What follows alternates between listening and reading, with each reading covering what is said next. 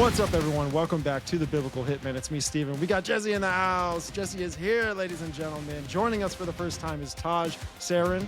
You know, he covers a lot of high-tech, just information, and we're gonna get into all that kind of stuff today because a part of our show is we cover everything and anything. And folks, if it's your first time or you are returning and you haven't done so already, you want to support our show, hit that subscribe button.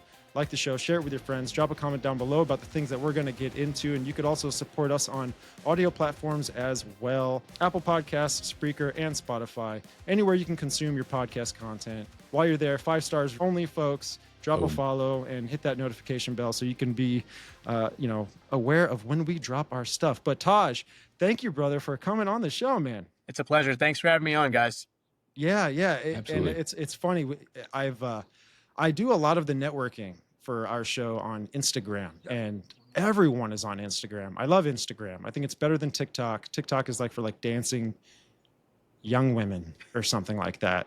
But I was scrolling through and I came across you talking about some DARPA project, man, and it blew my mind. And then I just started kind of doom scrolling on your feed, and I see that you cover a lot of just technology, man. But for the folks that aren't aware of your work or what you do, if you wouldn't mind just giving us a little short introduction of yourself and where they can find all your content. Sure, absolutely. So I'm on Instagram as Tachyon Taj. So it's TACHYONTAJ. And for those who don't know, tachyon is a hypothetical particle that can travel faster than the speed of light. So I'm a huge space nerd, huge science nerd, and I love talking about all things tech, space, and theoretical physics as well. Right. Okay, so the Earth is not flat, right? Okay. Oh, dude. I had to crack it there. You had to crack it. Dude, I was just going to say, dude, we got to get his thoughts on that later. It's hilarious. There's going to be most of the people that watch. I think I would say most of the people that watch this podcast are flat earthers. Probably, for right? sure. Always fun. But anyways, man, so maybe not. So not only Instagram, right? I mean, you have a podcast as well, right? I do have a Spotify podcast called Tachyon Talks. And on that podcast itself, I interview a couple people talking about AI specifically in their specific relative fields or industries and how it's going to affect their fields and industries. Ironically enough, I just automated my podcast. So it's a voice clone of myself. Whoa. That's doing my podcast for me every week. Really? Wow. Wow. I did not even told know. anybody. I do debut. I do say that, hey, I want to show off my voice. And it literally sounds just like me. So, Wow. Okay. So this is interesting because I had to call the bank. I bank with Wells Fargo, and I'm sure other banks do this. But in the beginning of the phone call, it was asking me, do you want to activate voice recognition to get into your account and all that kind of stuff? Mm-hmm. And I flat out said no. I actually hung up. I was like, hold on, what was that? Called back, I got through that point without giving, too much of my personal information, like my voice, to that. But that's just the thing, What are your thoughts with that, real quick? With AI and voice recognition, is it something that's secure? I mean, security is a interesting word because it's ever changing and ever evolving, especially in this space where we give up more and more of it every month, right? It feels like we're always agreeing to those terms and agreements just to download the app and just to use it, right? And I don't think anyone's sitting there reading like hundreds of pages of terms and agreements to say, oh, wait, no, it says here that they can use my data on the back end for third-party usage. We don't think about those things. But yeah, it's definitely being utilized. It's definitely being leveraged, especially with the voice print stuff. When it comes to financial institutions, you're giving them your consent to do it. I think they have to abide by specific rules and laws and regulations within the United States, at least in that regard. But that doesn't mean that private companies might not be able to try to get that as well. One of the newer kind of scams that are out there now is there are people using AI to clone one-for-one websites with paywalls. And it looks like you're going on a real website and you're putting in your information to get or subscribe to something, and they're just taking your credit card information. And there's people, it's unless you know like the domain, you know how to look up the domain, you know how to look up like, hey, where's this coming from? It could fool you. Like there's Right, people running these right. scams now. So It's funny. It reminds me of my grandfather fell into a scam a couple of years ago. Jesse knows my family, and what happened is He's very old.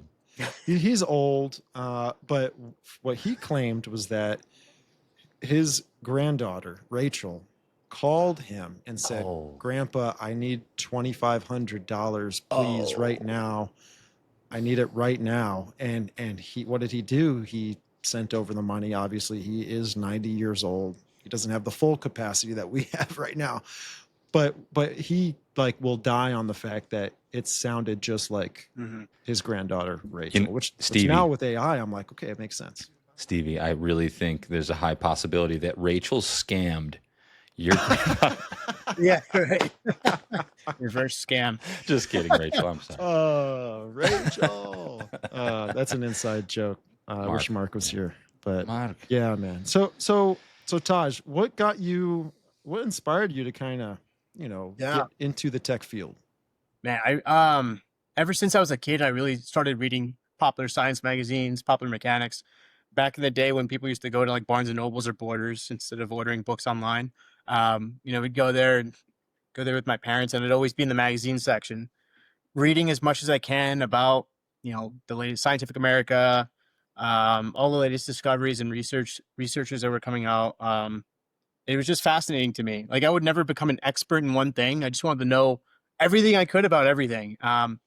Even if it was just like one little thing that I learned about like a big thing, that would be a good enough reason for me to kind of kick off and learn more about it, and do some more research on it.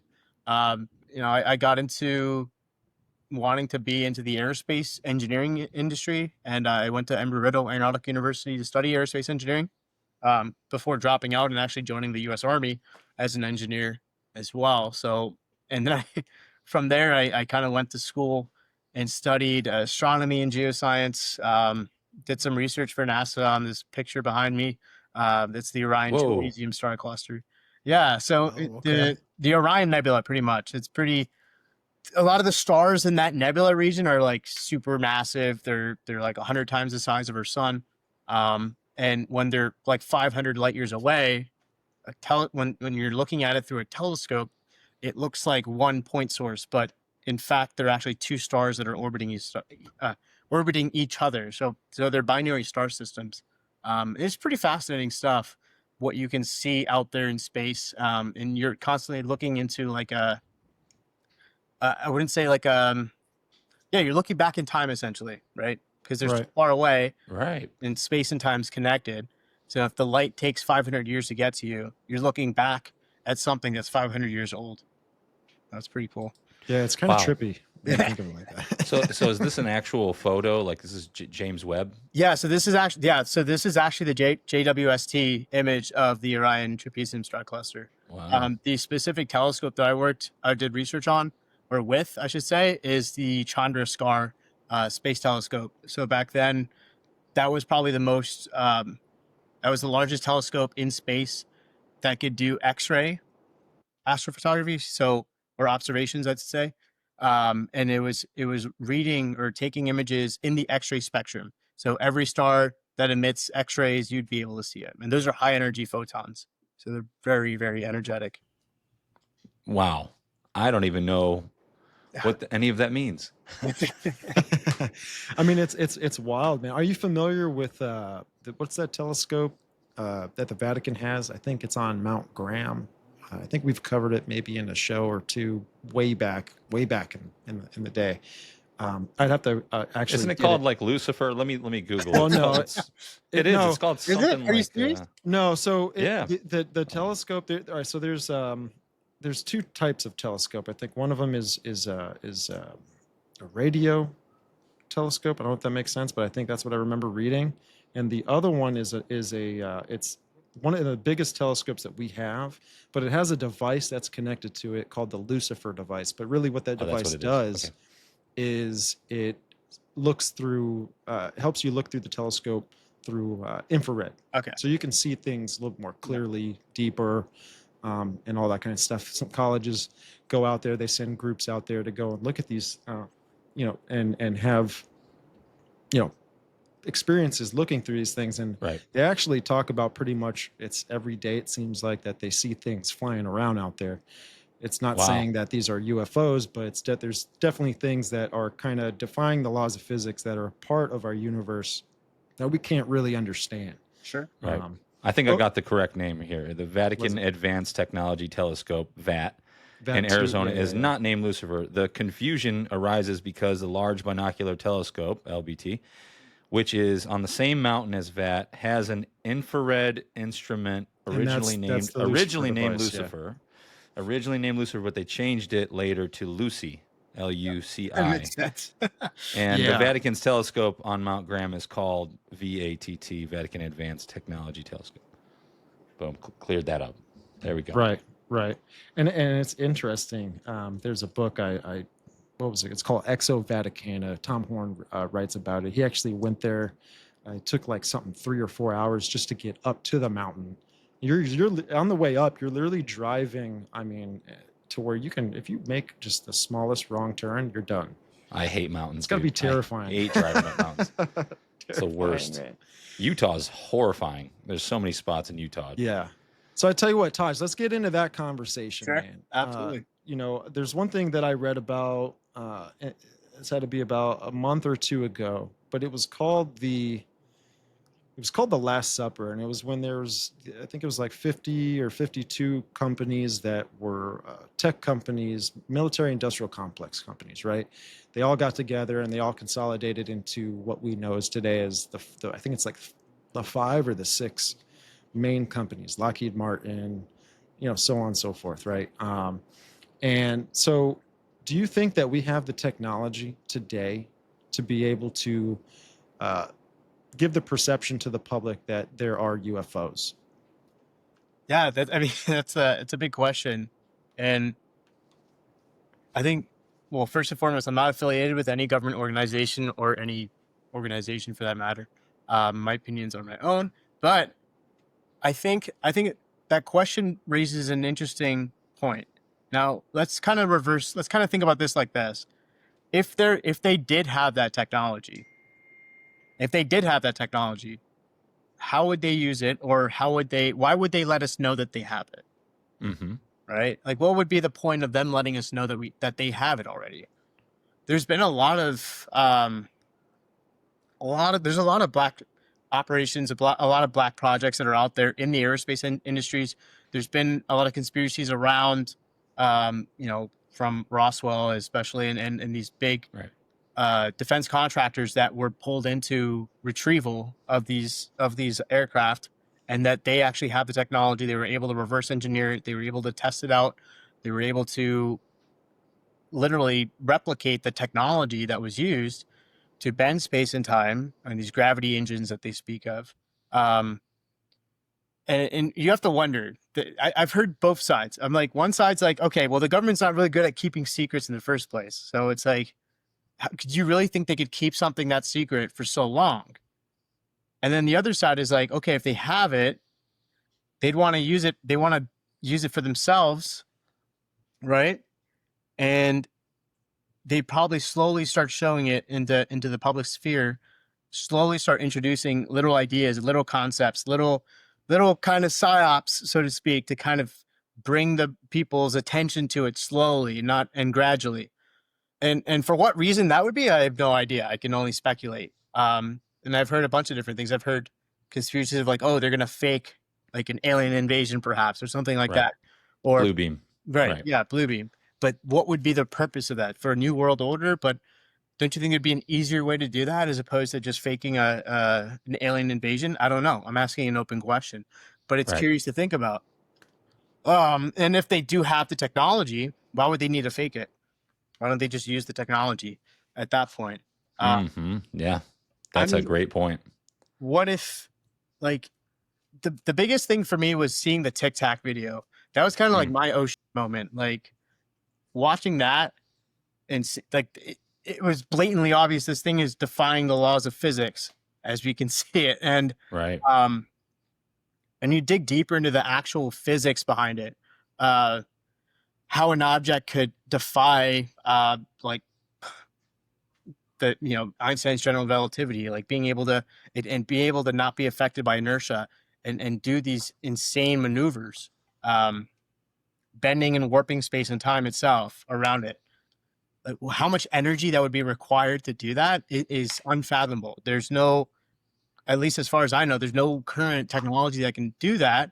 But there's been some theories on like EMF drives, so electromagnetic force drives. I'm sure people have heard of the Philadelphia experiment, where they've used electromagnet. They've charged up essentially a naval destroyer and they zapped it out of existence and it appeared somewhere else.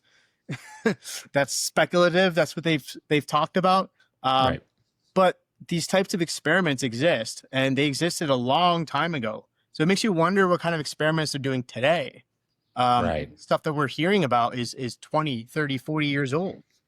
Right. What kind of stuff are they working on today? Right. And the stuff that we're seeing, maybe that's just stuff they want us to see. Yeah. If I was on the other side, I'm like, all right, yeah, we got this cool tech. How do we start introducing it to society? How do we start slowly getting them to accept that we have this tech, right? I would kind of start doing exactly what you're seeing today. You start seeing little blips here and there. You start hearing little stories from pilots. Start hearing little stories here and there. It definitely feeds into the whole Psyop kind of thing, where you're trying to prepare society for something big, and who knows what that is, but yeah. It's really interesting. Everything you just said. I told this story a bunch of times on this podcast, but I worked for this old man years ago. I live in Las Vegas, and I've seen lots of crazy stuff here, and I would love to share that with you later. But I talked to this old man. The old man said to me, he was in his 80s. I think he was 86, and this was like 7 years ago. And he worked for the Air Force since he was in his teens, and he wanted to be a part of Operation Blue Book, I think it was. And he didn't have 3 years experience. They didn't let him work the project, and it got shut down pretty quickly, I think. But he told me, he goes, listen, I worked on the the Blackbird, the SR-71, I think it's called. And he goes, by the time they disclose this information, by the time they disclose an aircraft to you, that the aircraft is an antique. Yep. And I was like, I held on to that forever. It resonates what you're saying. I think it's so true. Yeah, 100%. Even the stuff you see in popular science, like, the closest I ever got to kind of seeing the cutting edge was actually in university research formats. And I used to work at a university. I won't say which one, but a lot of the research that came out of there, from fabrication, 3D printing, they were 3D printing biotissues. Whoa. Yeah, they were getting into Jeez. 3D printing medicine onto tissue. Whoa. Stuff that they were doing was so cutting edge that it would get bought out, like the IP, intellectual property, would get bought out by a US-based company or someone, and they would just take their entire research team, and now they're working on another project that's super top secret or something, right? Wow. So what they'll do is they'll go and scope, they'll scout out university research places and find out what professors are researching on what, and a lot of these professors are also part of the work for the government as well. So they do little side gigs. They have little think tanks, right, that work for the Defense Department, that come together maybe once every 2 years or once every year. I forget what it was called, but they do. There's this one specific think tank where they take the brightest professors and they bring them in to solve one problem that everyone is having a specific issue with solving this problem. And they all just borrow like the top brains of the entire planet for like maybe one week. Like they're able to just do a 1 week sprint on this specific problem and figure out if they can solve it. So it's an interesting, they have all these different think tanks that are around the world to kind of work on these problems and stuff. So it's, there's a lot of stuff out there that you're going to mostly see in the university research sphere, I should say, that you can start taking those pieces, and they're like puzzle pieces, right? So you kind of take from there and see where they're doing other research in another place. And you're like, wait a minute, this could be used for this, or this could be used for that. You start connecting the dots there, and it's a great way to kind of analyze and see where this tech's heading, where it could go, and where it could be in the next 10 years. So what do you think the purpose is for all this tech? Because it's so funny. You know, I have a 2-year-old little girl, and we're watching Frozen one day, and in Frozen, I think it was like Frozen 2. Um, I should know this, but anyways, the little snowman Olaf, he goes, "The advancement of technology is both our savior and our doom." And I was like, man of wisdom he is. But what are your thoughts with technology, as far as, is it, could it bring, you know, the end of the world?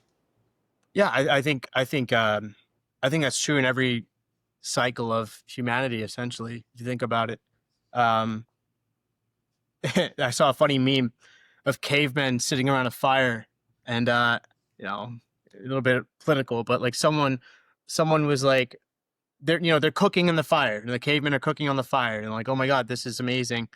And then one of the cavemen or cave woman stands up and says, "Oh, we need to regulate the fire because it's dangerous, right? We need to stop everyone from using the fire, or we need to control who uses it." So I think the point is that sure, there could be danger from anything. Essentially, we could have destroyed ourselves over and over millions of times in our span of humanity, but we just so happen to be alive currently today in this moment now, right? And that's a very interesting and philosophical thing to think about. It's like, why are we here? Because we could have died off in any other timeline in the past. So we're here today talking about it, and hopefully we're here tomorrow too. So Well, it's a good point, because we talk about it too. I mean, obviously, we're a Christian show, and we believe in eschatology, and we talk about eschatology, and what that means is basically like the end times. And it seems like every generation has always kind of talked about the same thing. Just to kind of, top off like your point. I think you're right, where constantly we always think that with when technology is moving into the next industrial revolution, right? That we think it's like such a bad thing. But I don't know. I see like AI being something of like, I don't know. It seems like it's an entity. Maybe it has capacity. What I mean by capacity is like, does it think for itself? I don't know. I don't know if you have anything to say to that, as far as, I have a lot to say to that. yeah, yeah. So go ahead. I mean, does Uh, AI think for itself? the AI one scares the shit out of me, to be honest. It kept me up for like 3 days straight when it became more mainstream. I mean, AI Oh, itself has been around conceptually since the 60s. Ironically enough, when DARPA invented the internet, they thought of machines being able to think. So they derived the concept of AI far long ago, but we didn't have the technology. We didn't have the computing technology to do it, at least not at that time. And then you started seeing a lot of sci-fi novels come out. You started seeing Dune.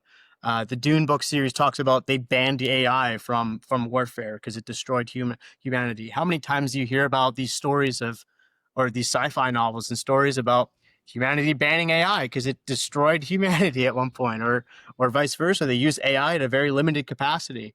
So back to my point, when I stayed up because I realized, like, holy shit, this is the moment.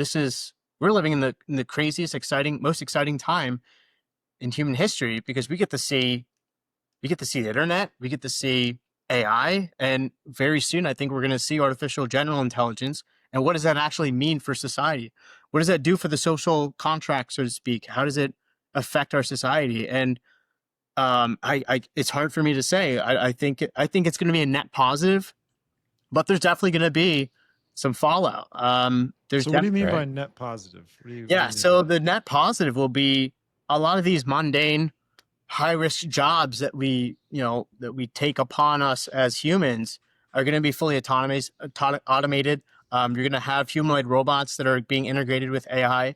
That's the other thing a lot of people don't realize. They think AI, they think of like ChatGPT or something. That's like one little sliver of what AI is. You take AI and you put it into a humanoid robot that can function as a human. Now you have a Hmm. whole different animal or beast. Oh my god! Yeah. So they're It's like already, iRobot. yeah, it's literally iRobot. Figure One is a company that they're making huge gains in humanoid robotics. And another one is obviously the Tesla robot as well. China's making a lot of gains in the humanoid robotics sphere as well. Figure One specifically, they're using their robots right now in the BMW factory to assemble parts for a car. So they're physically going and replacing engine components on a car. Yeah, and this was last year. So the other thing that they're doing with these robots is, one of the arguments I hear is, oh, well, it's going to take them too long to train in an environment, in a real world environment. And then I was like, no, have you heard of the Matrix? Have you heard of this thing called Omniverse, which is NVIDIA's Matrix, essentially? It's a literal virtual environment that replicates every single physical component in the real world. So what they do is they take humanoid robot Figure One and they create 10,000 copies of it. They put it into a box into the Omniverse and say, hey, learn how to walk. And eventually, over time, one of them will learn how to walk. Wow. And the one that succeeds, they'll take that software and now they just upload it to a new robot. And then within a week, it knows how to walk. Wow. And then Kung Fu and then Jiu-Jitsu and then... Exactly. Right. It's just a download, huh? Yep. It's well, crazy. I see it too, as far as, these robots in the development that they're going to be probably going through is very similar to how like the Tesla technology works, right? Like that a car is able to drive on its own.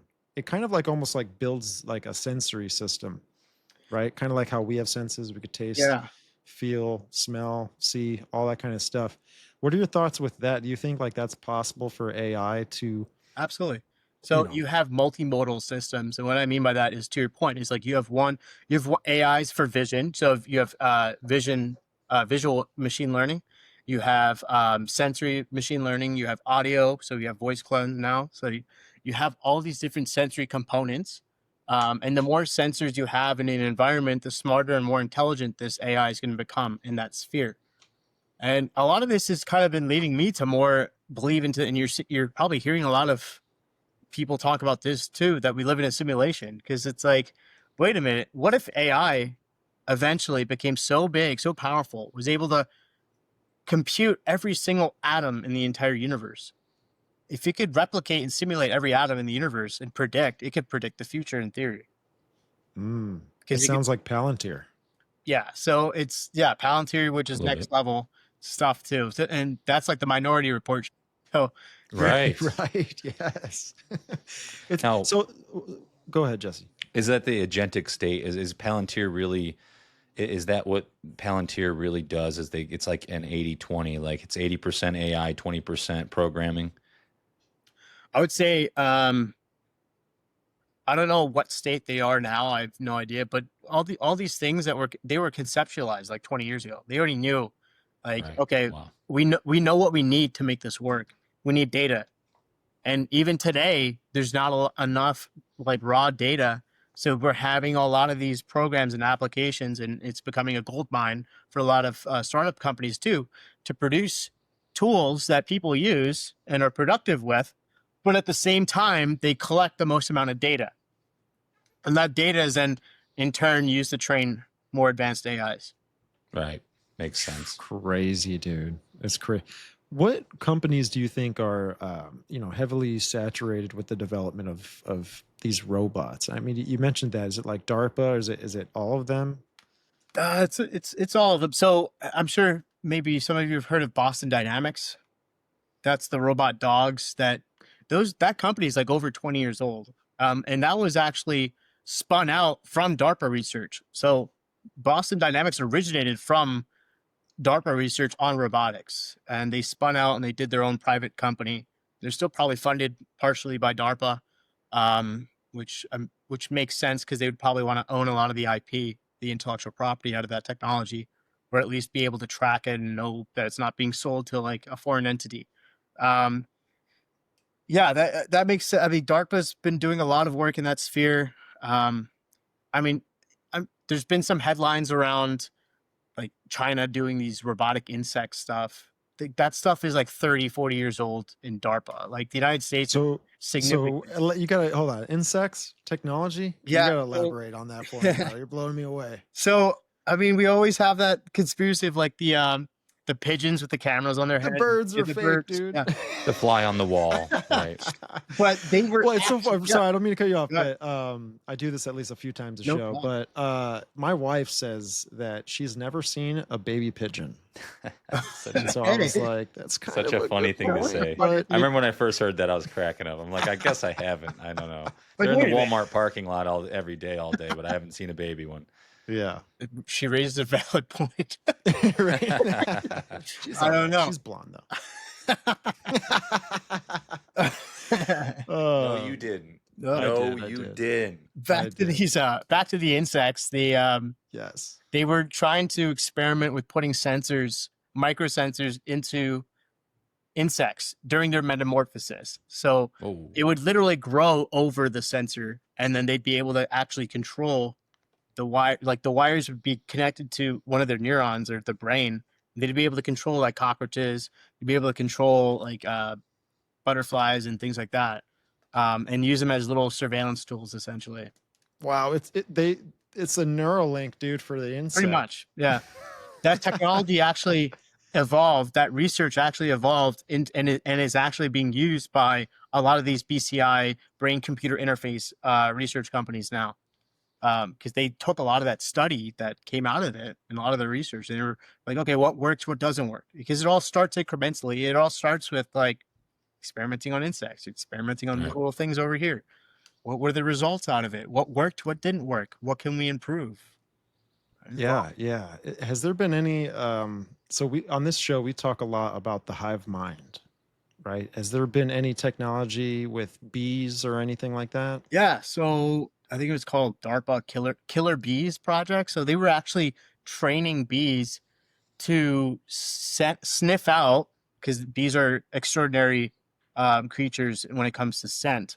They were training them to actually sniff out like explosives and CBRN stuff, so chemical, biological, and radiological. And nuclear. whoa, dude, that's crazy. Yeah. Wow. Man, Yep. it might suck in like 10 years, guys. It might suck. It's just like fake insects all over the place, just spying Well, on you. The insect, the fly on the wall has always been like the espionage, kind of like the Right. robot fly that they got flying around. I don't know, probably in an Austin Powers movie or, all these Hollywood movies. But, what's up with all the mosquitoes now and the engineering of fruit flies to get rid of, the flesh-eating maggots down south. They just did that recently. We talked about that a little bit. But also, Bill Gates, I think, is trying to bioengineer mosquitoes so we can get rid of malaria too. And it's just like there's a big mosquito problem even in Vegas right now. We have West Nile virus going around Vegas with the no-see-ums. Stevie calls them the no-see-ums. It's a really weird mosquito that Yeah, you just can't see them. It's hard to see. Yeah, you catch them for a second and then they like disappear. It's very weird. But yeah, no, I don't know, man. What do you think about all the geoengineering? Is it relate to any of this? Yeah. I think it's actually more so now, and I'll get into that. And how it started was CRISPR-9, so Cas9, the gene editing tool that they discovered I think it was about 10 years ago, 8 years ago now.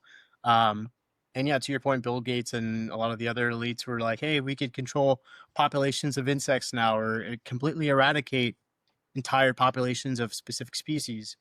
They could literally create a virus that could target a specific genome.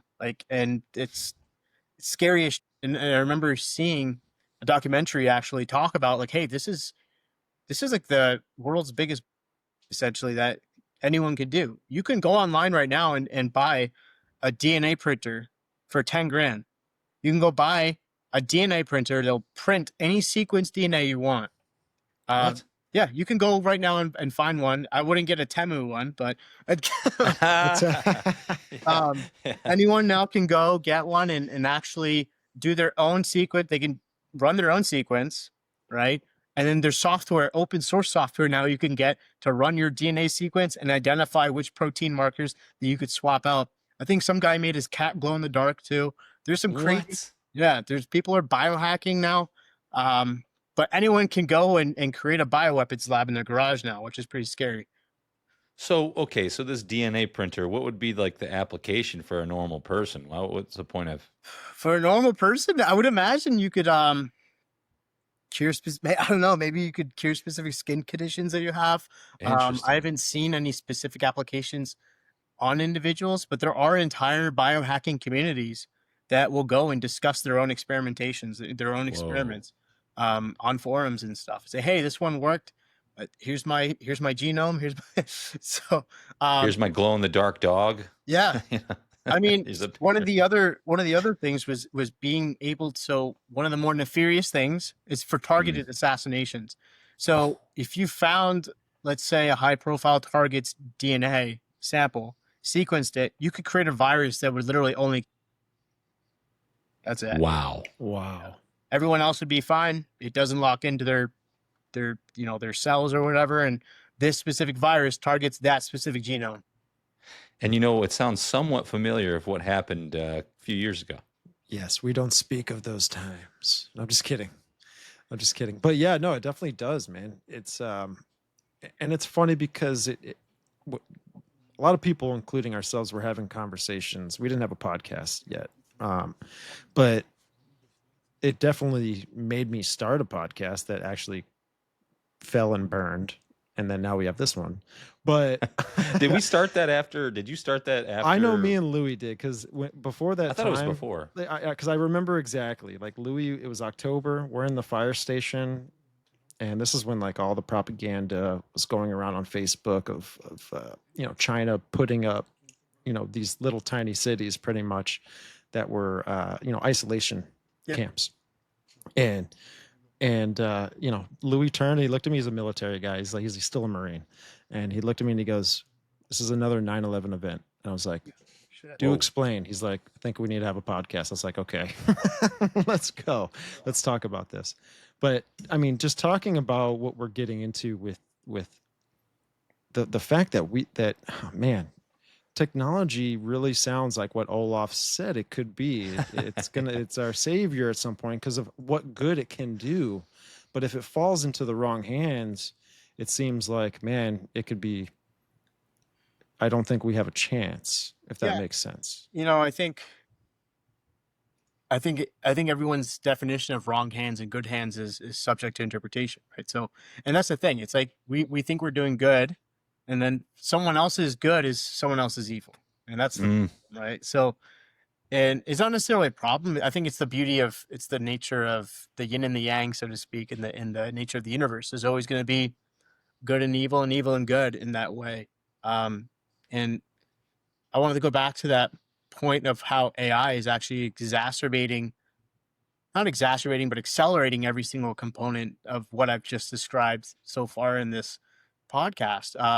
You're going to be able to have these AI tools that can predict outcomes. And today you can have an AI sitting locally on a research scientist desk and run a genome sequence, and it'll just be able to tell you, okay, this is what you have to do, and it'll just print out the sequence and, hey, take this orally, and now you're cured, right?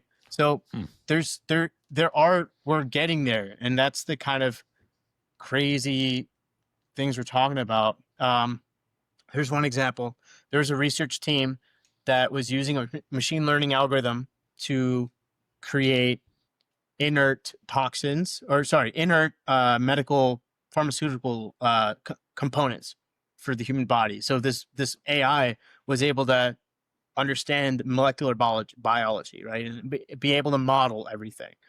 And one of the days, what the professor was like, okay, I can create non-toxic. What if I went in and changed the 0 to a 1? What if I went in and asked the AI to produce the most toxic chemicals known to mankind? Or just say, I just flipped the 0 to a 1. So instead of creating non-toxic, it's creating toxic. And after about a week of this program running, it was able to discover 5 like new neurotoxins that were unknown to mankind. So it can definitely be weaponized, right? And I think the analogy here is similar to nuclear energy, right? You can use a nuclear bomb to blow up someone and create great harm, but nuclear power itself can really save a lot of people in the sense of energy consumption. We can produce a lot of energy safely. Right. I think that same could be applied to AI. AI could be used for nefarious things as well, but it all depends on the human that's controlling it, right? Right. Absolutely. And the You know, morals and it's the ethics. Yeah. exactly. It's funny. My uncle that I really am going to be close to asking him to come on the show. He's been in the tech field for many years, and I've been having an interesting conversation about AI with him and the governance. And the last guy we had on, Trevor Lohman, he's really into, you know, he's got a lot of credentials and he's a very smart guy, and he says the same thing. It's like it depends on, you know, the programming, who you know, you can use it for a weapon or you could use it for good. It's a pretty simple idea, and I agree with it to an extent. But then we get into, you know, I ask these guys like, hey, like when does this become sentient, AGI or whatever you want to call it? When does this like somehow get out of control, and this thing, not only from the data that it's collected, but when does it become like actual sentience? And it's not just about data, it's about spirit, or like, you get where I'm going with it. Like it's just like a demon, almost like the ghost in the machine. Yeah. Right. And well, and two, like when does it reach a point of singularity?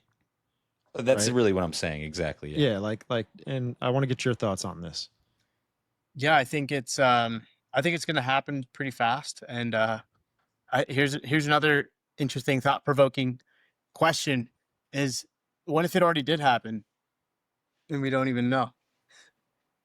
Well, look Right. what Google's AI did. It started making its own language, and then they shut it down. That's the supposed story, right? So I like to have this thought experiment, because it's like, all right, what if a high level, like a top secret AI research program, they achieve the singularity, they achieve AGI, and now they have the most powerful prediction tool in the entire universe, and they can ask it anything, and it'll be able to predict outcomes, be able to predict, you know, events, things like that.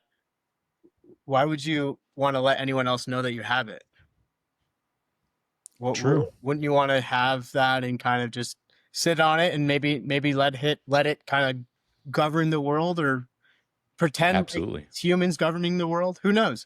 And this is a very Yeah. interesting question, because it's like, I don't think a research scientist would be like, oh my God, we achieved singularity. And next thing you know, he's publishing this paper. Yeah. I don't think that's going to happen. I think it's going to happen, and we won't even know about it until. Yeah. That's a great point. I mean, it goes to what we're talking about with aerospace. Why would they let the enemy know? You know, the United States has created something through Bigelow Aerospace or Skunk Works. Why would we let anybody know, you know, 40 years ago that we had this, and then we start rolling it out 40 years later? Well, it's because we didn't want the enemy to know. So it's the same type of deal. I don't know. Yeah. Yeah. Taj, real quick, man, for the audience, could you break down AGI for us? Yeah, sure. Artificial general intelligence. So AGI is essentially an AI that is as smart as a human being, or every human being in the entire world, I should say, not just one. So every single human being in the entire world, their collective brain power, their collective IQs put together, AGI essentially is as smart as every single human being on the planet. And then you have one tier above that, which is ASI, so artificial superintelligence, which, as you can imagine, is probably the smartest, most intelligent being in the entire universe.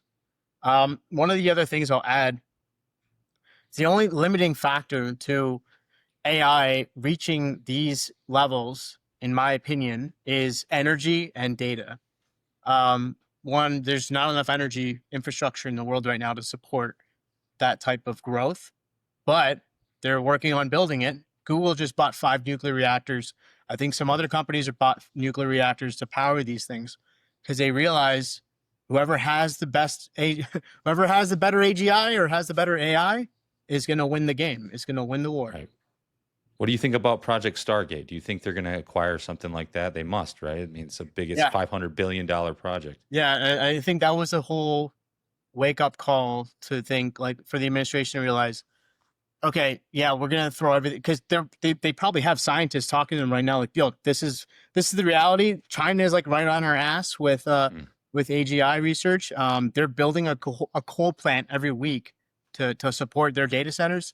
we need to start building nuclear infrastructure ASAP. So they they're building these giant data centers now. Project Stargate. That the whole purpose is for AGI essentially. It's, yeah. Yeah. No, To I love implement into everything, you know, the I'm a huge banks. It's Stargate great. SG-1 fan, so I was kind of Ah, upset that it was used for yeah. AI. I was like, well, I want it to be a portal that takes us to places. Come on, like sliders or Dude, I was growing up as a kid. I've watched the original Stargate movie probably at least 3 dozen or 4 dozen times, Yeah. at least throughout my life. Yeah. Big fan. Yeah. I thought the same thing. I immediately thought, I'm like, why'd you have to use that? While we're on the topic of movies, I'm sure you guys have seen Battlestar Galactica. Yes, I a little bit. I don't think I have, which is Oh, no. super sad. Now I'm gonna watch it. It's super. Okay, so Isn't that a show? it's a show, and Yeah. they did remake the show on Sci-Fi Channel when it was a channel. Yeah, right. I but- remember it. Absolutely fascinating. They that whole idea about humans creating AI or creating machines, and then machines destroy the humans, and then humans escape machines, and it's a cycle. So they make it into a cyclic kind of thing, which is very fascinating to me, especially today, because it feels like a philosophical thing, and it's a philosophical thing to think about. It's like, all right, we've created AI, and we've created something that's smarter than us. What is it? What is its purpose? And maybe one of the first questions that we ask it is, what's the meaning of life? Right? And then the AI says, okay, I need to go find the meaning of what the meaning of life is. And it tries, can't find it. Okay, I need to run an experiment. I need to wipe out all of humanity and start from scratch. Maybe that'll tell me what the meaning of life is. Oh man, that's good. That's like in Makes Terminator Project Genesis, right? It Right. was like Right. Forced. What was the AI called in Terminator? Skynet. Skynet, right? It was before it just went online globally, right? It was called Genesis, Yeah. and boom, everyone thought, yes, it's going to tell us the meaning of life, right? Per se, right? And then all Well, of it's a going to sudden, link them to everything. It was just like linking them. Genesis was supposed to link everybody to everything all at once, so they didn't have to worry about the stress of life anymore. They were Right. linked to everything. And that's what I think Stargate's going to be. Is it's going to be your bank. It's going to be you linked to every facet in your life. I see a lot of what's happening with AI and the foundations of it with, in a way, nation rising against nation, which that's a part of the scriptures, which is very interesting because it's like getting towards like the end times of Right. things. And we're kind of like talking about that, but it seems like, it seems like it's all going to come together as one, or maybe the plan is for that to happen, for all of them to be connected, to like bring in this golden age, maybe this old idea of 100%. Atlantis, right? Like Atlantis was this age where there was no, it wasn't like you had to go work 8 hours a day to go, feed yourself just enough food for the day. It was Right. more like everything was really provided for. The ecosystems were, top shape, right? And the governance, the 10 kingdoms were, their authority was given the people what they needed.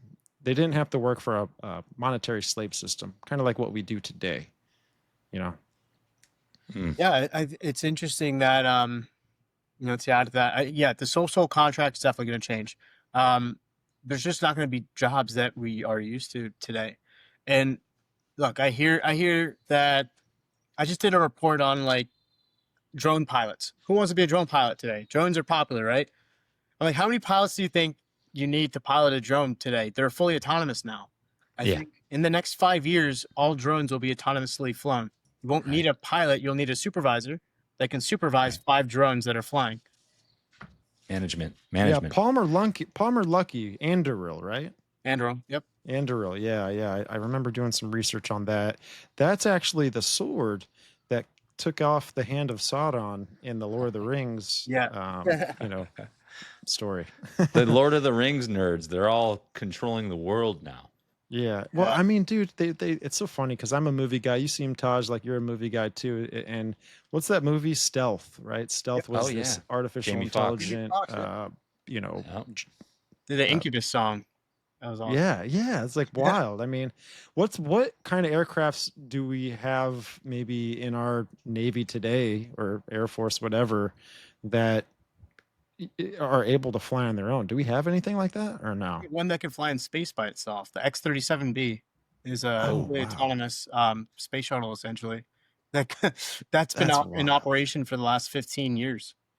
Dude, I Wow. gotta send you. I might, because I don't think I can screen share this right away. I'd have to send it to Stevie. Stevie, can we screen share? I'll send this to you. Yeah, send it We can over. move on. All right, I'll send that. We can keep going. I'll screen share this later. It's about a craft that I saw in over Calico Basin, Okay. and I saw it with a friend while I was paintballing. It was completely cloaked, and then eventually, um, I saw it years and years later because I was like, "What am I looking at? It doesn't look aerodynamic at all. It's just floating." And it was way up, and then I saw it posted on Instagram or TikTok. I think it was TikTok, and it was claiming to be a Lockheed Martin craft. But I want to get your take on this. We Sure. can move on, and I'm gonna send this to him real Yeah. quick. Well, do we have technology that is able to camouflage like the Predator? I wouldn't be surprised. Well, okay, so yes and no. Um, Mostly yes. Don't tell me what I saw. I saw it. Damn it. I'm trying to remember what it was called. So this goes back to research professors. This research professor was working on, I think he was out of MIT, if I'm not mistaken, but he was working on a cloak, and the website's gone now. Which Ugh. means it probably was bought out. The IP was bought out.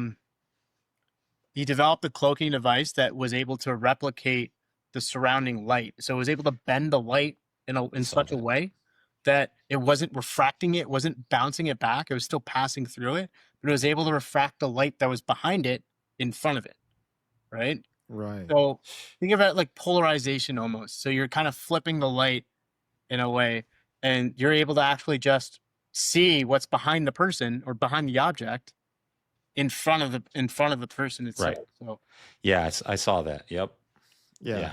They So would use like a blanket, and he'd Yep, like it's a test blanket. it with the blanket in front of him, right. which is wild because it looked very accurate. I don't know. Yeah. It was very simple too. It was very intuitive. It was very easy to use, so to speak. And I think that's the big thing is like how much energy. If it doesn't require a lot of energy to do it, then that's a significant advantage in that space. All right, I just sent that email to you. Okay. Um, I'll get it going. Yeah, and I when you pull it up, I'd like to describe to you what it was doing because this is a still image and it's not cloaked in this image. Okay. But I drew a picture of it years ago. This was when I saw this. This was about 2007 or 2008. I think it was 2007. And where we were playing paintball was out near Calico Basement, but now there's a bunch of homes out there. It's a suburban area now. There's just all homes. It's crazy, but we were in the middle of the desert back then, and it was very weird, man. It was. I've seen a bunch of stuff. It's all in the same spot, and I always tell everybody, I was like, these are not aliens. This is our government or the aerospace programs. Simple as that. So this is what I saw. Oh, cool. You see that, Taj? Yeah. Okay, so this was completely cloaked. It was really high up and it was hard to see. And I remember drawing the 3 points here, and you see these two little circles on the right side, or I guess the left side when you're looking at it. Yeah. The two little circles right there were Yep. actually rotating off of it and spinning and rotating around each other slowly on the side of the craft. But this is exactly what I saw. So when I saw this, I'm like, what in the Star Trek am I looking at, bro? Right. I'd be tripping, dude. And I really saw this. Like, this was like, we were young kids. This is the 2011. We weren't doing anything. We weren't drinking. We were playing paintball. You know, we weren't, it's definitely the craziest thing. Wow. I've seen some other crazy stuff. So too, I mean, pretty wild. with this technology, it does come off UFO, man. It Yeah. comes off UFO. The propaganda behind it is to build up the public perception that aliens exist. And for what reason do they want us to believe that aliens exist? It makes me think of the Ronald Reagan United Nations speech Right. where he's like, "Hey, what if we were all opposed, to a global event where, you know, there's this extraterrestrial threat, you know, that we all had to come together, right? As this new world order. You know, the new world order has been a concept that it's not new.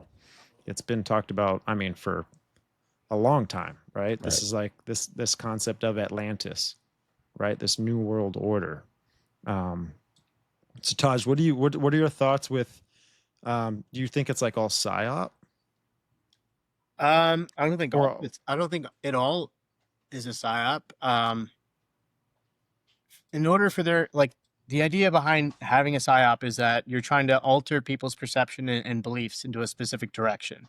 So if you were to kind of go along with the psyop, and what would be the end result? What would be the end goal of this psyop?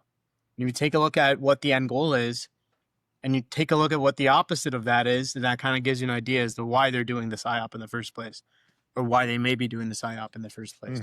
That being said, it's hard to say. Like, I think I asked myself the question as to why. It's like, what would be the purpose of having something aside from just controlling an entire population, like the world population, which I think is quite a stretch, because I don't think you could bring control to that level of that many humans, right? I mean, I think it's got to be Independence Day, right? Yeah. It's got to be a threat from a different universe. We have to all come together now, you know, and it's.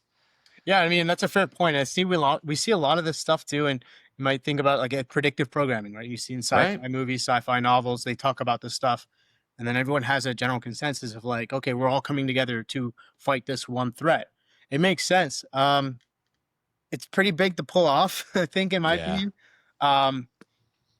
Like it would have to. We're just so well connected today. Like there's so much tech that we all have connection. Like there'll be that.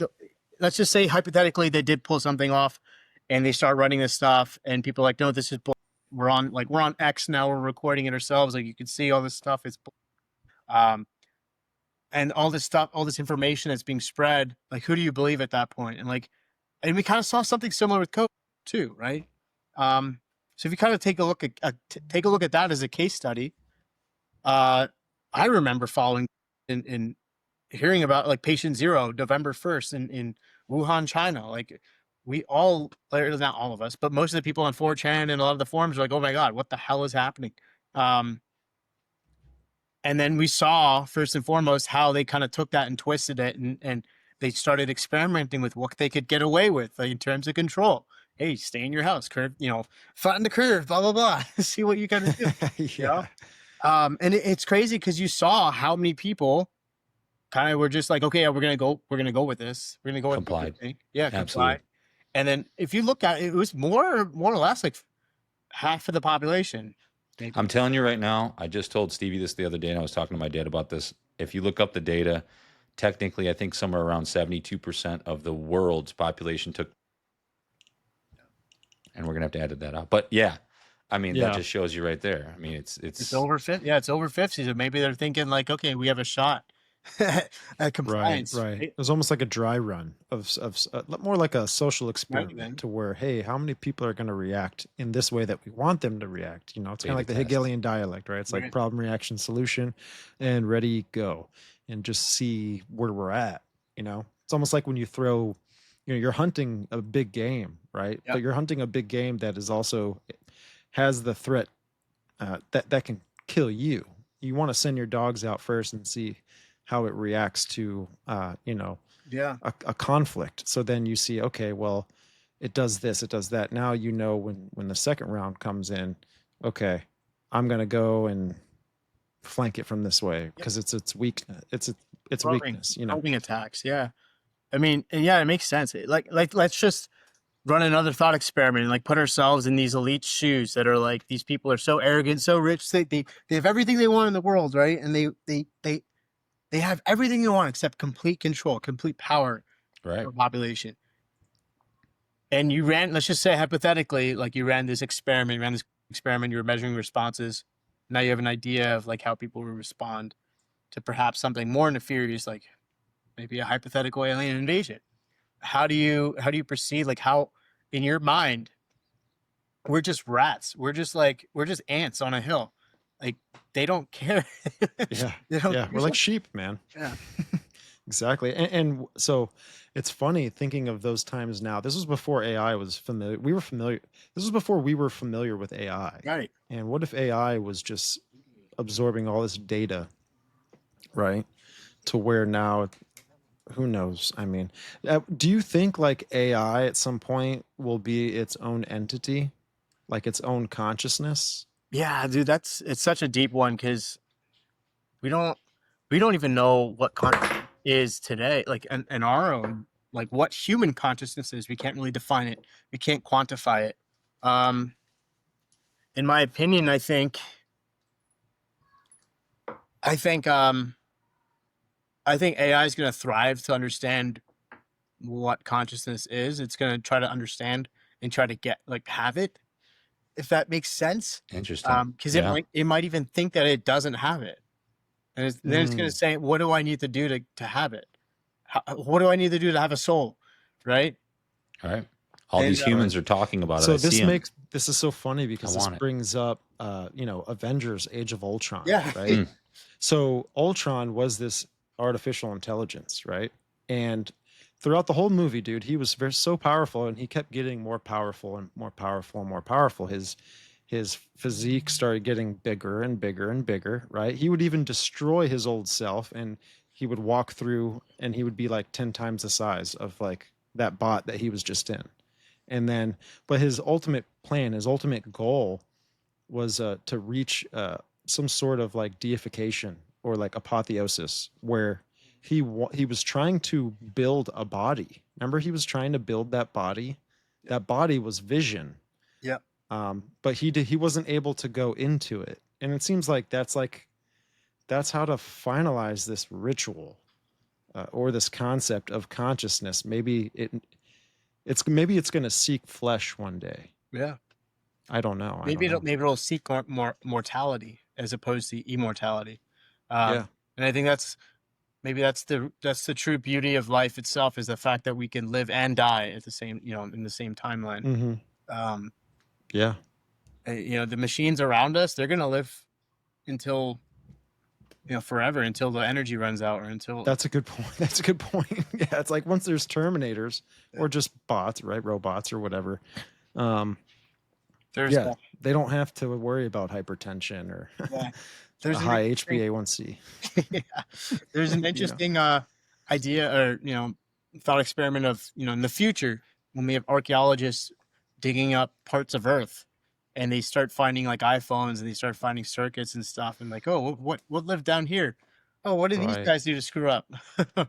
That's funny you bring that up, man, because that just circles us back into Project Bluebeam, because it's a 4-stage process, right? That's written by Serge Monast, and he was a Canadian reporter, and he writes that the first step in this big plan, this Project Bluebeam, is to fake archaeological hoaxes, to where they're going to fake earthquakes, and those earthquakes are going to open up the ground, loosen up the ground, and reveal things that were, buried of ancient times, right? It's kind of like finding a cell phone. But what if we found like a craft or something, something like that?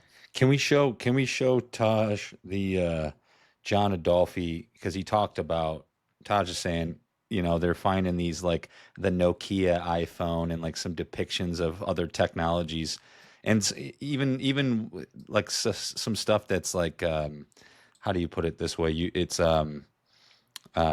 petrified, and it's like you'd think that the petrification would take a lot longer, but John Adolphi, we had him on a while ago. He has the Lost. Have you heard of him? He has the Lost World Museum in New York. He's on TikTok, I think. No, I've not.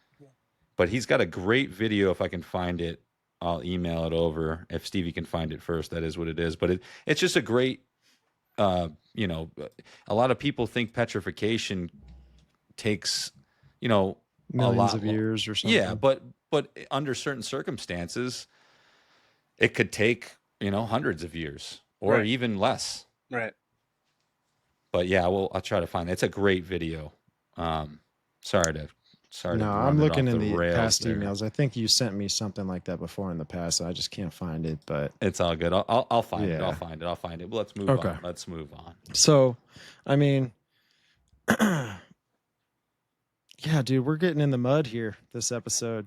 Um, Sometimes it can get dark, but it is what it is. You have to have these kind of conversations. And I mean, on a positive note, I do think that artificial intelligence I think it's going to somehow promote a lot of good things, right? Like we see it get merging with the healthcare system right now, where RFK, Dr. Oz, and Trump were. They had this conference the other day, and I'm not like a big political guy. I think it's all somewhat kind of theater because they're on TV and I'm in video production. And so every time I put something out for my viewers to see, I make sure everything I want the viewer to see is in there, if that makes any sense. So there's manipulation in a way. So is there any AI companies that do you think are involved in the healthcare system? Yeah, there's a lot. There's a lot of startups in that space. I know a few people currently that are in that space, in the healthcare space, using AI at a very low level, like bare bones AI wise, like automations within charting. So a lot of the record keeping and things like that, that's all being automated by AI. It's being so you're having doctors keep records, and instead of having all these notes being put in place, you have the AI kind of autofill these features in. And that's like bare bones aspects of AI. I'm sure you may have heard of AI being used to analyze like X-rays and analyze MRI scans, and finding and detecting things at a much higher accuracy than actual doctors or actual radiologists. So what you're going to see is you're going to start to have like these hybrid models in place where the AI is going to be working alongside of these radiologists, alongside these doctors, and it's going to augment their work. It's going to make their jobs a lot easier. Most cases, the AI will become smarter and more efficient and better at doing the doctor's job than the doctor himself. Right. The other thing you have to keep in mind is these AI tools, they don't sleep. You know, they don't need to rest. They don't need to go on vacation. So that's the other powerful nature. That's a great point, Yeah. dude. That's a great point. Yeah, so if I need to seek help, if I need to get like something figured out right now, I don't have to go to the emergency room. I can just pull up my my AI doctor, start running a scan on my body, or by then maybe our phones already have like LiDAR systems built into them. So eventually you just need like a near infrared camera that can kind of scan your body. And now you have like some Star Trek stuff where the tricoder, you're scanning Right. something, it's able to upload the data to the AI. The AI is like, okay, this is what's wrong with you, or this you might have to go drink this or go do this. Like it'll be that specific, I think, in the near future. And I say near future, I'm talking about within the next 5 years, because I've seen firsthand microneedle sensors that can go on top of your skin and measure the like specific elements in your interstitial fluid underneath your skin and be able to administer stuff as well. So all the stuff you see in sci-fi with like these crazy, Star Trek stuff, like that stuff it was all conceptualized then, right? Like they thought of it. They put it in a movie, they put it in a book, they put it in a TV show. So they thought about these things first and foremost, and now they have the technology to kind of implement these this tech. It's pretty wild. I've seen one piece of technology that uses the webcam, and the AI is built into the webcam, and it's able to actually analyze the blood flow in your face and tell you what you could be diagnosed with based on that data. So it's Yeah, yeah. wild. And you're right, dude, with I even think it was I saw an MIT article a long time ago, but I've been doing this big research study on uh, quantum technologies, and basically there's a lot of different kinds of sensors, in the quantum realm where they're able to read and sense body activity data. So it's kind of like what you were saying, right? Where those little micro crystal needles, right? It's like, for example, the quantum dot tattoo, right? That MIT came out and was doing experiments with back in 2017 or something. It was a Bill Gates funded research program, but there's actual quantum dots that are able to be, and people, when they think of like quantum dots, they're like, oh, they just think of the televisions. They think of it as just a pixel, but that's how it's able to like transmit information. Yeah. Right. And that's why we see images on a TV screen that's in quantum. It's because, you know, they're told some sort of coding, and then they calibrate to where they need to be, what color they need to be at. And that's how we see it. So they're actually experimenting with putting quantum dots into people. There's a big toxic load behind it, which they're trying to kind of work around with any kind of, you know, schedule clinical research company. That's what they do. And it's kind Toxicity of of graphene oxide or graphene. yeah, in well, general. it's just even just quantum dots in itself, man. Anything that is you know, of those little nanocrystals, or they could be it's carbon. It can be many different kinds of things. They're like little semiconductors, but do you think they're like microchips in a way, or they function like one? They don't have to look like it, but they To my function like it. knowledge, how I guess what I would assume, I don't know too much about the quantum dots, but I would assume if it is what you're describing, it would be something as not as simple as, but if you have two entangled particles, right? Two entangled quantum particles, if something happens to one, then the reverse happens to the other instantaneously across any distance or space. So that itself could be a very powerful communication tool. And if you could convert an entangled particle into, as you say, a sensor, it could sense specific movements from the other quantum particle it's entangled with. So there are a lot of experiments being done in space to create these quantum communication channels as well, which brings about another quandary in Einstein's general relativity, because I've always had this thought experiment of, all right, if we're traveling, you know, at near the speed of light, and we go to a star system, as you know, the people on Earth are going to be aging a lot faster, right, as you go farther out. But if you have a quantum communication device and you're able to communicate instantaneously with them, how would that affect like that spacecraft, right? So it's very Interesting. interesting to think about. And I have no idea. It's just always fun. It's always mind-boggling to think about. Yeah, it is. What was that experiment called? Is like the double slit or something like that? That's what it's called. Double slit experiment. Yeah. Oh wow, I got it right. So what is that? What's that? So What's if that you experiment? take a laser and I'm pretty sure it's like you shine it through not a dual slit, like even a piece of paper, like a thin piece of paper, and you shine it through the lengthwise, like the length of the paper. This way, you'll get an interference pattern on the wall, and it's kind of showcasing that the photons are acting both as waves and particles at the same time. Oh, Because it's interesting. splitting. Yeah. They're Interesting. not literally splitting, but they're the particles finding a way Separating. around the paper. Right. Right. So it's acting as a wave too. So you're getting like kind of like that ripple effect when you throw a rock in a pond. You see those little ripples. It's similar to that. That's wild, man. That's wild, dude. You got to dive into the quantum, the quantum dot stuff is kind of crazy. But then there's graphene quantum dot. There's just this whole concept of this technology of the quantum dots. That's crazy. I forget the guy who patented it. I think in 2023. But basically, you're confirming a lot of things that I've been talking about on this show, as far as our phones are built for things that are, how do I say this? But our phones are built for things that are coming in the future. They're just not here yet. They have capabilities, right? The potential, their potential is set for a higher standard that will be here. And you know, there's a patent that I found, and I'm not sure if you're familiar with it, but it's Microsoft patent. They came out with this patent in 2019, just before things kind of started popping off in the social media and in the media of the world.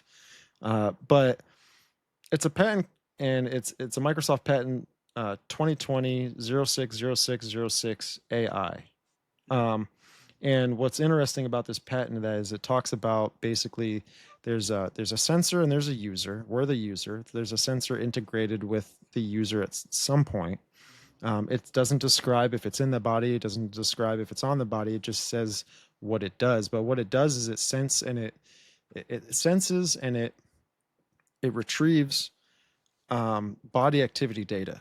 And then with this body activity data, you're able to mine cryptocurrency. And, there's this talk of like a universal income. Elon Musk talks about it. Trump talks about it. Do you think it's possible for this technology to be integrated not only with the human body, but that you're able to mine currency with it as well? Yeah, I think that's definitely plausible. And what I mean, how do I define that?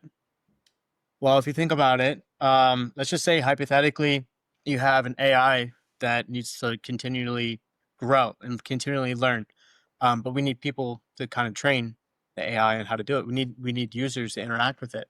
So I think eventually we will get to a point where, yeah, you're going to be essentially paying people to interact with this AI every single second of the day, perhaps. And that's going to be the way.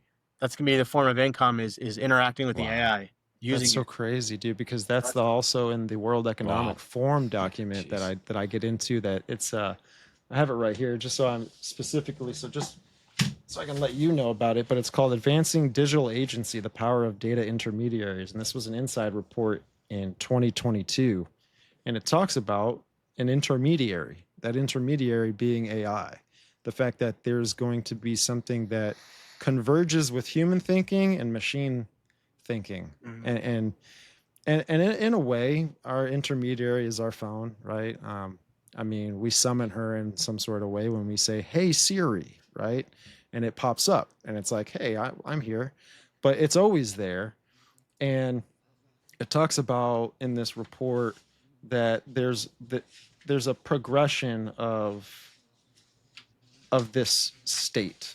And this is like forgive me, this is like a 50-page document thing, but I want to read this to you. And it talks about the progression of its state. And specifically, it goes from being something that we use every day right now, our cell phones. And that's in the now section. And it's basically, and it's got digital ID right here. We hear that term a lot, right? Digital ID and all that. But basically, it's our healthcare status. It's the web browsers, applications, mobile devices, all that kind of stuff that we're using today. The evolution of that would be just the one step, the one tier higher than that, right? Which would be, smart devices, agents, and all this kind of stuff. Mm-hmm. And then the future of that would be next level data intermediaries embedded in body devices. And so I'm like, so they want to put something in your body, right? So when I was experimenting and not experimenting, but just I was going to say, what? I'm not experimenting. What? More like a thought experiment, right? But as I'm researching, finding these sensors, the only thing I could find that fits a match with this is like these quantum dots. And they're actually trying to put, and this pamphlet, this insight report matches with this patent, and then this patent matches with another patent. It's so weird, man, because these things are like all compartmentalized. They don't just tell you everything at once. Mm-hmm. They break it up into different things, which it's harder to find, locate, and understand that way. But with all that said, quantum dots are able to be connected to a quantum ledger, and then that quantum ledger is able to be connected to a blockchain. Yep. And so what are your thoughts with like the money system in our future? I mean, so blockchain technology itself has been around. I mean, we all don't know who made Bitcoin. Some people say it's the CIA. Some people say it's Satoshi Nakamoto, whoever. But a lot of I think the future of currency itself will definitely be digitalized. And I think it'll probably be backed up by like something hard, like gold, for example. The tokenization aspect of it is it's just the ability to be able to transmit and make an immutable transaction, and not being able to hack it is going to be interesting. That being said, anyone in power probably wouldn't want something that's completely decentralized. You want something centralized. So it's going to be intriguing to see where that goes. I think there's a couple contenders right now in the cryptocurrency space that could be leveraged. Like I don't know some of the names. I'm not too familiar with a lot of the cryptocurrencies, but I think it is the future of finance, just because of the fact that you can transact immutably on the blockchain. Now, but who would want to do that, right? And I think that's the thing is if you make this big enough where, well, you're not going to be able to buy a house unless you're participating on the blockchain. You're not going to be able to buy a car unless you're participating on the blockchain. What does that sound like? Yeah, that's where the problem arises. Yeah, it sounds like COVID, right? So it's like you can't do this unless you're vaccinated. That's the big thing. I think that's the big aspect of control, and that's a big lever that's going to be used, I think, to move a population one direction or the other. And that's something you got to be aware of, for sure. Yeah, no doubt, man. No doubt, dude. It's interesting, man. Especially too with Trump. I think they passed, what was it, the Genius Act, which was able to establish some sort of financial foundation for stable coins and the future of cryptocurrency trading and buying and selling and that kind of stuff, which it's easy, man. And it is like very, it's very easy to use, buying something that quick, that fast. I hold XRP, so I'm hoping it goes to the moon, baby. I fell for it, okay? I'm one of those guys. I had it when it was Ripple years ago. I've got like 3. I'm not going to tell you how much I have. You got like $3 billion. Love my life. What? You what? What did you say? Oh I was trying to imitate you. You're like, I got 3. Oh, I'm not going to say how much I have. Yeah. You got $3 billion, dude. Nah. I think it's going to be a very interesting currency, especially when it comes to space exploration, which is another big thing. We're going to be like, they're talking about putting a nuclear reactor on the moon now. We already have technically a nuclear reactor on Mars, which is what? Okay, let's get into this, dude. Okay, yeah, you just said something I never heard before. Let's get into this, dude. Just tell me everything you know right now. Technically, let's start with technically we already have a nuclear reactor on Mars. Let's start there. Well, Mars. Okay, so the Spirit and Opportunity rovers have RTGs built into them, which are radiothermonuclear generators. Okay. They've only made a certain amount of them because they can only make so many of them, because it uses plutonium, and plutonium's lab created. So NASA was only allocated a certain amount of plutonium to make, I forget which number it was, but it's definitely less than like 6 or something RTGs. And an RTG can essentially run for thousands of years or hundreds of years. Wow. So Spirit and Opportunity on Mars are technically have RTGs, and they actually have to bury them into the ground, I'm pretty sure, after they've are finished using it. But it is a great power source for any astronauts that end up there on Mars. So they made a documentary about one of the rovers on Mars, I think. I watched it a couple years ago. You remember that? Was it Spirit and Opportunity? I thought it was the same. Probably. It was actually really heartfelt. Like it was like an emotional journey. Yeah, I've never seen it. Not too sure, but I know that the one movie with what's the Mars? Is it just called? I think it's just called Mars.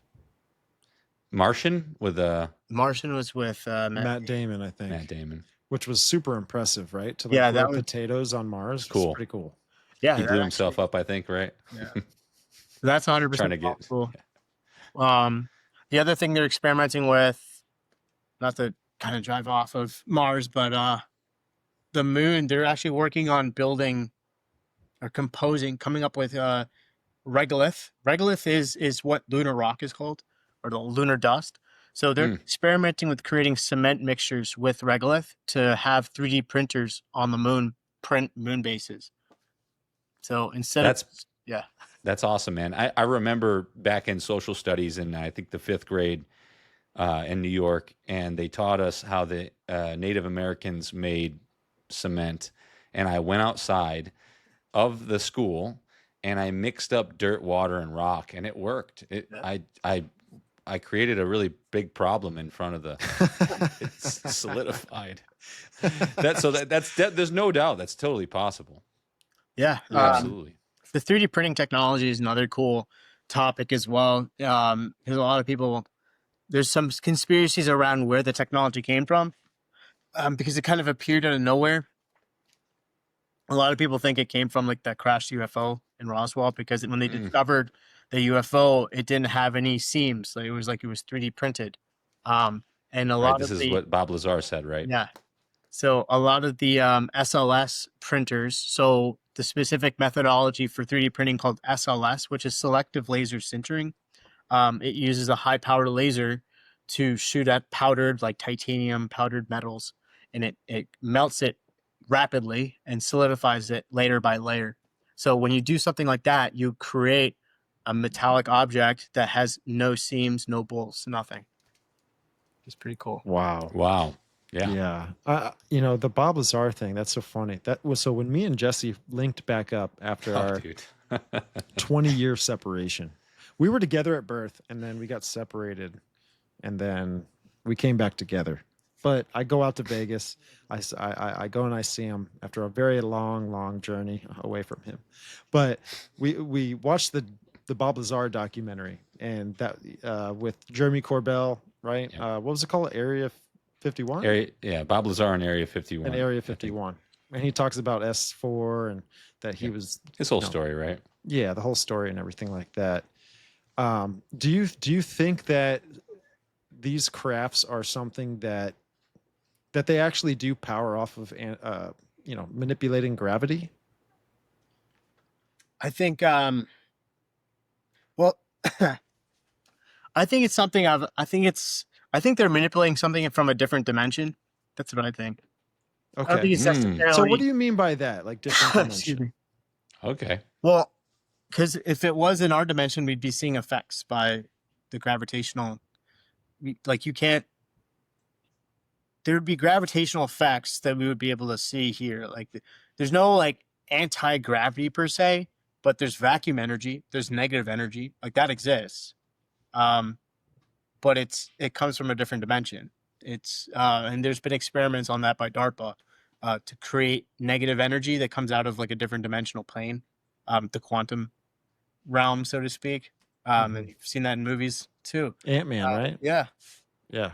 So that stuff, like I think you could extract a lot of energy from there. You can manipulate space and time theoretically from there, and that could potentially give you the results in our all right. A good example of this would be there's a book called Flat Man, I think it's called. So it's about a character that's in the two-dimensional space. So even if you write on a piece of paper, like a stick figure. Batman. Yeah. If you write on a piece of paper, a stick man, it's technically still not 2 dimensions because we're in a 3-dimensional space. But let's just say for hypothetical sake, where you have these characters that are 2-dimensional and we're looking at them. If they're looking up at us, we're going to be very different. We're not going to look like they can't comprehend the 3rd dimension, right? It's like asking a fish what is outside of the fishbowl, because it's a different dimension outside of the fishbowl. They can't look outside and see all the other space around it. So there are other dimensions within our realm here, within our universe. There's 4 dimensions, 5th dimensions, etc. So if these objects are interacting with other dimensional things and elements outside of our dimension, then it would look completely different to us, right? We would be like, oh wait, that's impossible. But in that dimension, it is possible. Right. So what is the dimension of space? Because usually when they characterize what space is, it seems like they put a 2-dimensional grid through it. They also say that it's mostly made right? of dark matter too, which is also cues up what you were just saying. You said something like dark matter. So dark matter is essentially it's matter that scientists have made a name up for that does exactly the opposite of what normal matter does in the universe. So like, oh, we're colloquially call it dark matter because we don't know what the hell it does. And dark energy, same thing. Interesting.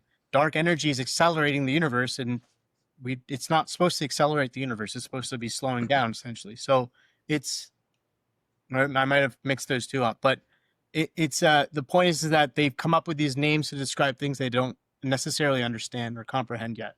And maybe they do, and they just publicly are saying that, hey, we don't know what this energy stuff is. Yeah. Good point.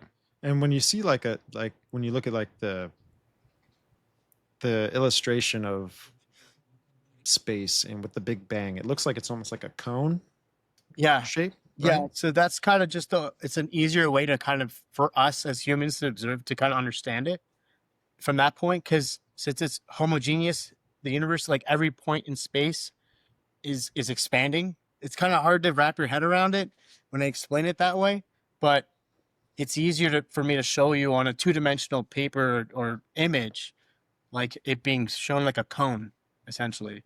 Right. Interesting. Right. And that made me think of when you were like, when you're inside the fishbowl, you can't really see what's outside of you. But if there is like a shape to space, like we're a cube within a cube, right? So we illustrate like what the inside of the cube looks like because that's all we really know. But what does the outside kind of look like? Yeah. One of the other cool theories is there's a theory called quantum solipsism, which is a interesting idea or philosophy, I should say, where human beings like create the universe in front of them. So it's like they're creating the universe they observe. And in quantum mechanics, Schrodinger's cat, like if you don't see it or you don't think about it, then it's in a quantum state. It's in multiple different realities or in multiple different instances. But until you kind of go around the corner and look at it or even think about it consciously, Wow. you've actually collapsed the wave function and created reality for yourself. And in the Bhagavad Gita and other religious texts, they say, as man believes, so he becomes. So if someone believes something is happening, then the universe will make that happen. It'll create itself in front. It'll render like a video game. And this kind of goes back to my theory of like, maybe we live in a simulation. Maybe we're just in a giant video game.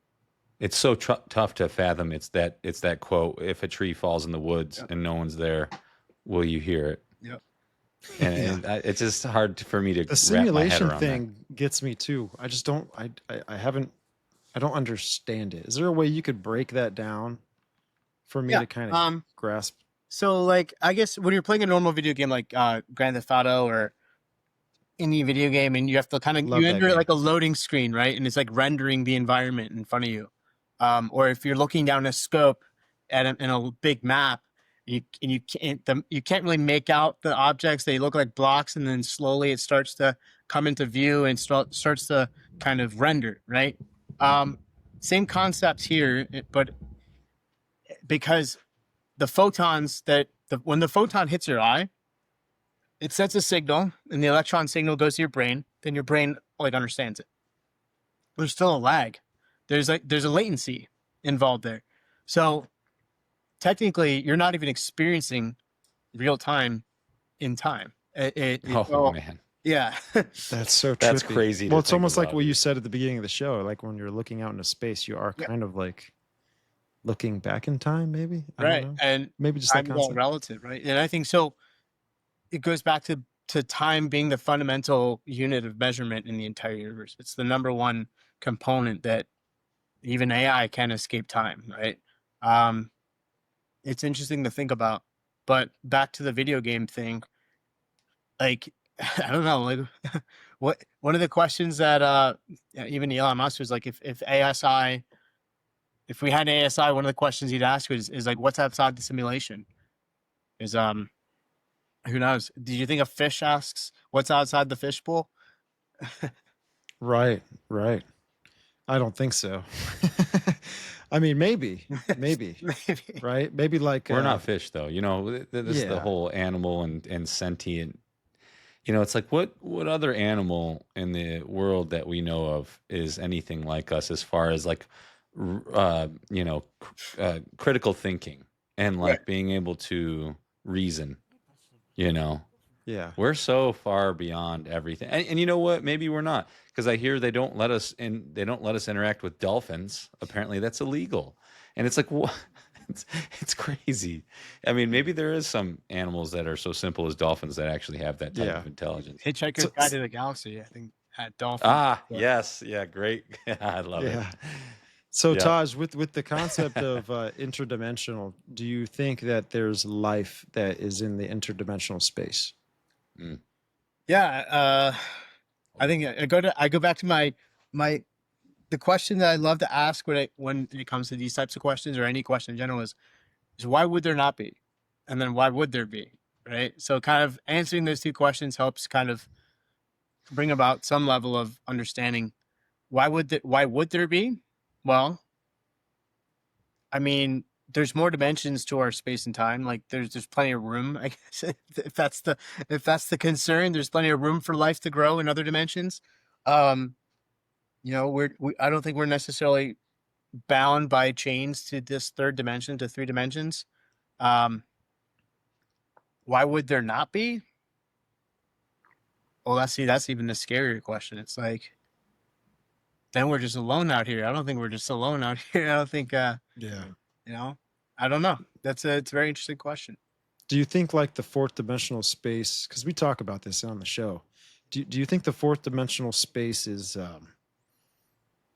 has a different, it's not materialized, right? Like our creation is what it's or what we live in, right? Is solid, liquid, gas, right? States of matter. Yeah. States of matter, right? Do you think like there's the possibility of life being outside of the state of matter, maybe? Yeah. Yeah, I think so, because I mean, we can create antimatter today, like in a lab. We can create the exact opposite of matter. It just has more energetic properties. And life as we know it, because that's the thing, it's life as we know it. It's not necessarily life in general. Because we could find life on Mars and life on the moon, living underneath the soil, or even, you know, they found bacteria that lives on the outside of the space station. You know, and like they're called extremophiles. They're bacterial life that can survive these extraordinary environments. So, but you know, are they necessarily the same level of intelligence? I wouldn't, obviously not compared to us, but is there intelligent life out there? It's hard to say. If there is, why haven't they contacted us? And maybe they already have, and they just don't. We're just an anthill to them, right? We're just ants. Sure. Yeah. Yeah, especially from like a capacity viewpoint, to where if they're in that space, they've got to be, I don't even know the number behind it, but they've got to be extremely way more all-knowing than like we think we are. Correct. Yeah. There would have to be, I mean, you see the sci-fi movies of, excuse me, reasons why these massive alien ships come to us to harvest our resources on Earth and stuff. But I mean, we're finding out that Earth is not necessarily completely unique. Like we're finding other exoplanets that are very similar to Earth. We're finding exoplanets that have water. We're finding, you know, Mars has water. Like we know these for a fact now. So it doesn't necessarily mean that Earth is so unique in that sense. But if that's the case, then, I mean, to the point, why would aliens want to come visit us then? We're just like we're a growing species. And there's no point, essentially. Especially how violent we are. Yeah. Yeah, like we're making nukes, bombing them, or just bombing them all over the place as tests. You know, Operation Fishbowl, we're just shooting nukes into our atmosphere. It's like, what are we doing? this is how they learn. They're crazy.